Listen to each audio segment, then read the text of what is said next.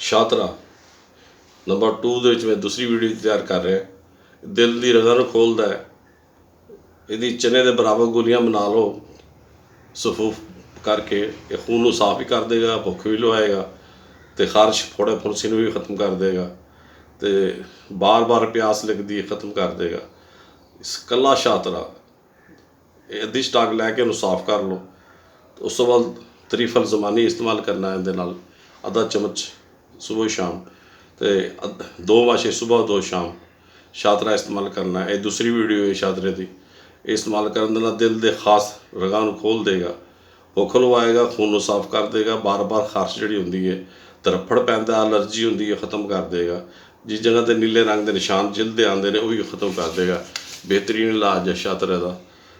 ਅਤੇ ਇਹ ਕੜਵਾ ਤਾਂ ਹੁੰਦਾ ਹੈ, ਲੇਕਿਨ ਇਹਦਾ ਸ਼ਰਬਤ ਬਣਾਉਣ ਦਾ ਤਰੀਕਾ ਤੁਹਾਨੂੰ ਦੱਸ ਦਿਓ। ਇਹ ਰਾਤ ਨੂੰ ਭਿਗੋ ਦਿਓ ਅੱਧ ਪਾ ਲੈ ਕੇ, 1 ਬੋਤਲ ਵਾਸਤੇ ਅੱਧ ਪਾ ਦਾ ਵਜ਼ਨ ਬਹੁਤ ਜ਼ਿਆਦਾ ਹੈ। ਸ਼ਰਬਤ ਤਿਆਰ ਕਰ ਲਓ, ਉਹਦੇ 4 ਚਮਚ ਸੁਬਹ ਸ਼ਾਮ ਸ਼ਰਬਤ ਵੀ ਇਸਤੇਮਾਲ ਕਰ ਸਕਦੇ ਹੋ ਸ਼ਾਤਰਾ ਦੇ। ਅੱਲਾ ਹਾਫਿਜ਼।